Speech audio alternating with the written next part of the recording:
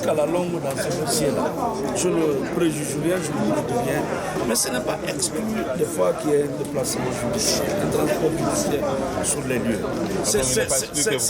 Non, je ne prédis rien. Mais les débats seront très clairs. Il y a des procès,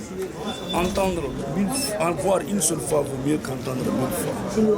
On a fait le procès du 19 aussi, pas pour rappeler un peu les faits. La Cour s'était déplacée jusqu'à Kipé pour aller reconstituer les faits. Un accusé qui dit « Je suis arrivé, j'étais aux abords du stade, j'étais du côté de la station. » Nous tous, nous savons à peu près où se trouve la station. De la station à la rentrée du stade, il y a une certaine distance. Et il y avait une foule compacte ces jours-là. C'était difficile de se frayer un chemin. Difficile. Et vous dites, je suis resté au niveau de la station Total. Je n'ai pas pénétré l'enceinte, j'étais aux abords. Plusieurs accusés ici l'ont dit ici.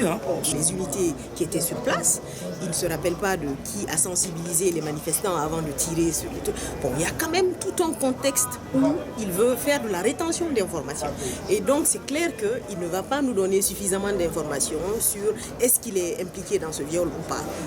Moi je pense que c'est ça exactement la ligne de défense de cette personne, de cet accusé qui a comparu aujourd'hui.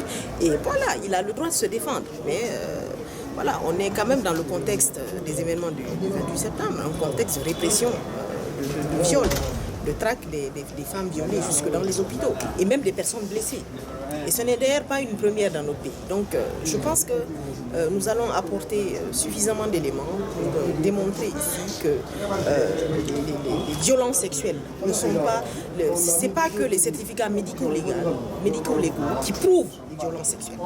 Et aujourd'hui, je pense qu'il y a suffisamment de jurisprudence parce que la Guinée n'est quand même pas un pays ex nihilo où la pratique du droit devrait être différente de ce qui se passe ailleurs. Donc, moi, je pense que nous sommes dans une dynamique où nous allons prouver que ces victimes-là, elles ont subi des traumatismes. Et les traumatismes, aujourd'hui, sont encore visibles parce que c'est toute leur vie qui est chamboulée.